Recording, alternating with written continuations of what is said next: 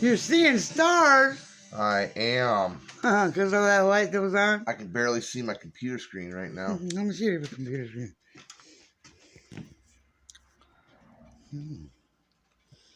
That's nice. Also nice. Are you typing? I'm getting ready to. What are you type? Ese día, los breakfast burritos de Taco Bell te sacarán de He's la one of them cama. Con two-finger deliciosos typers. huevos, bacon crujiente y 3 quesos derretidos, todo tostado a la perfección. What's your light back now? No estás soñando, son de verdad, solo en Taco Bell. What is the name of that? He's playing on a laptop. He's deep in thought.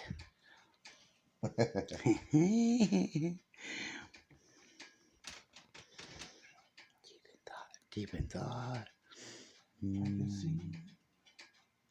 I can see clearly now the rain is gone. Yo, dudes, whoever's watching this video, me and James, we don't do no drugs or nothing really. We, smoke a little weed once in a while, but we don't do no fucking methamphetamine or nothing like that. But we have this disorder that they call sleep deprivation. In our bodies, deprive ourselves of sleep. If you want to call it that. And sometimes we stay up all night long, then we sleep sometimes during the day. We're almost like vampires, but we're not. Anywho, it's kind of cool. I mean, look at me though. I got fangs. Put it on me. Maybe I'm a vampire. What do you think, James? You think we're vampires? I don't know. Would you eat human flesh? I'd be more, if I were a vampire, I'd say I'd have to be more vegetarian. The only thing is I would have to more or less stay away from tank for a while until my thirst controlled itself. Right on. Hey, I gotta ask you a serious question now, man. See, if you and a buddy of yours were out on the mountains climbing around in the snow and shit, and you had like not earthquake, but what's that when the snow falls? Avalanche or landslide. Okay, and you had an avalanche. There was an avalanche. Okay, your friend got buried in the snow and he died. All right, you were stranded out there with him. Okay, going on 5 days, you ain't had nothing to eat. Would you eat your buddy just to stay alive? Serious, look at me, man. This is serious. That is a question that.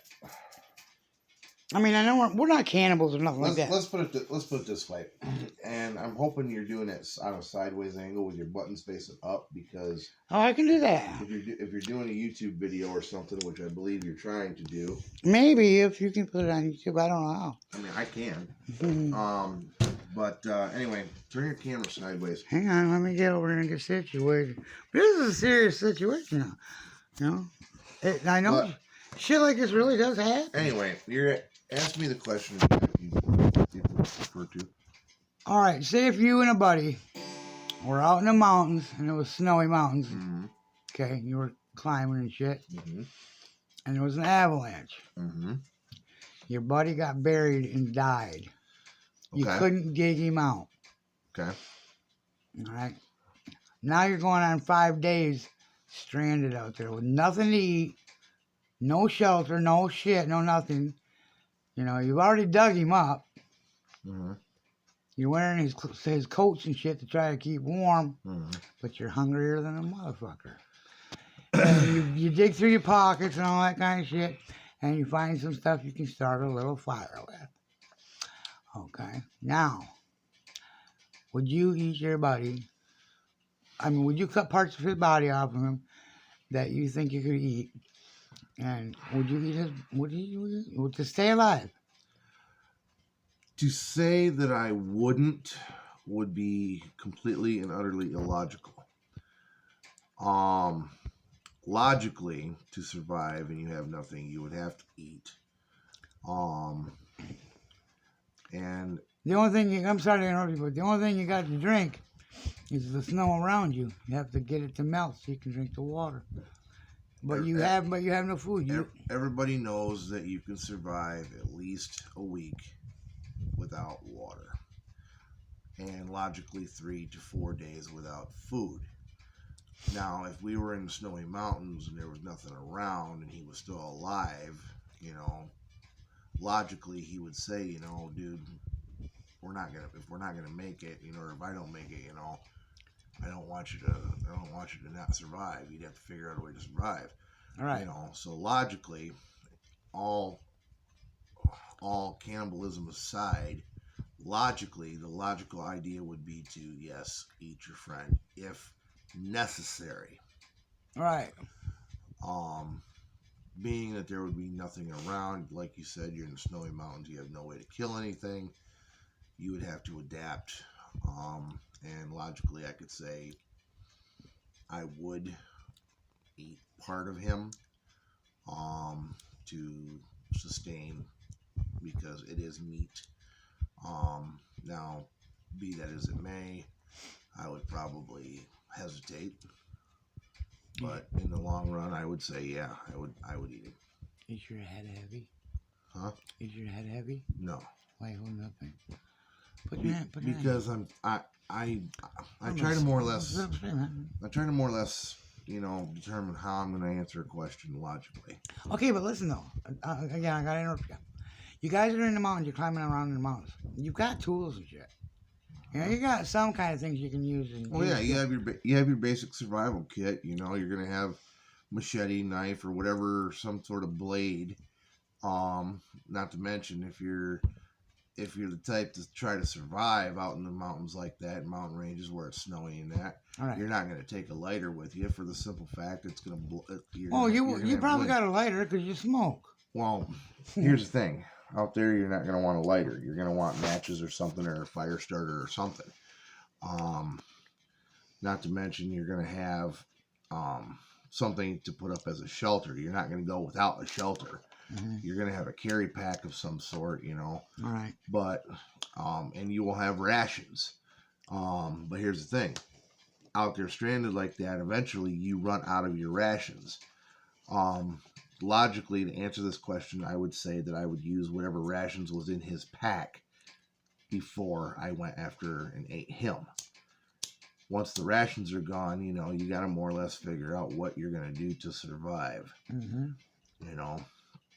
And there's an old saying that more or less in every situation, don't matter where you are, if it's something like that, you will have casualties.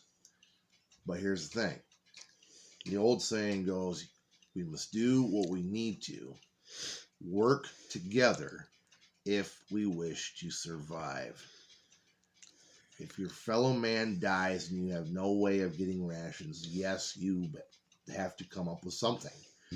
Whether it's eating him or dying there next to him. Or trying to get something, trying to kill something. Yeah. Because you do got a little bit of forest area around you. There are animals around there. But, you're fucking freaking all out. You've been out there for 5 days, going on 6. See, that's the thing. You freak out, you're dead. If you do not think, you are dead. To freak out in a situation like that is completely illogical. Mm-hmm.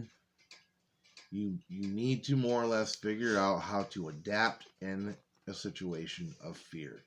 Okay? It's more or less what, if you were to base it on a Star Trek scenario, it's basically to deal with the events of fear in a no-win scenario.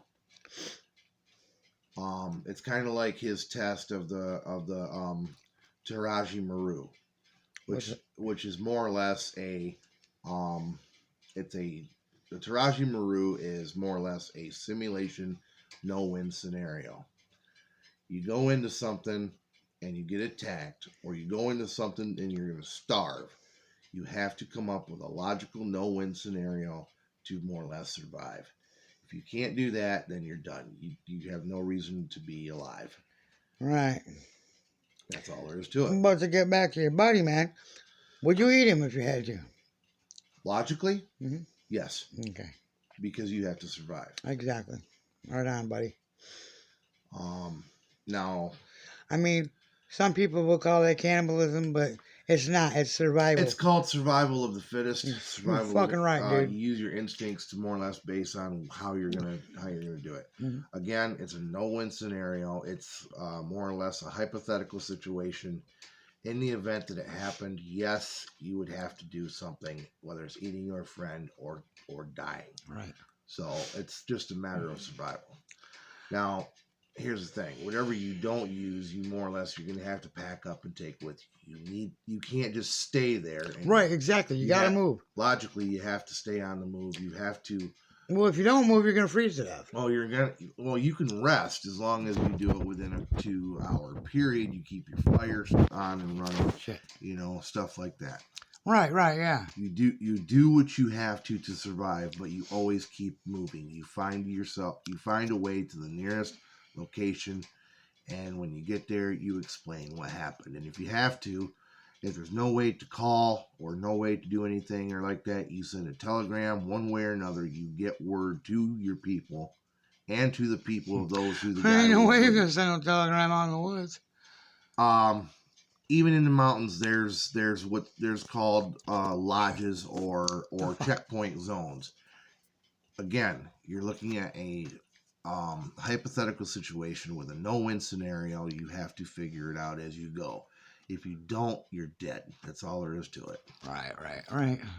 It'd be no different if you were in a war zone and your drop zone was in Appalachian Mountains, and you had to get to the other side of the mountains to deal with the enemy at hand. You're talking about war zones to me. I'm Okay. talking about climbing out of a fucking mountain. I'm talking about a mountain as well. Okay.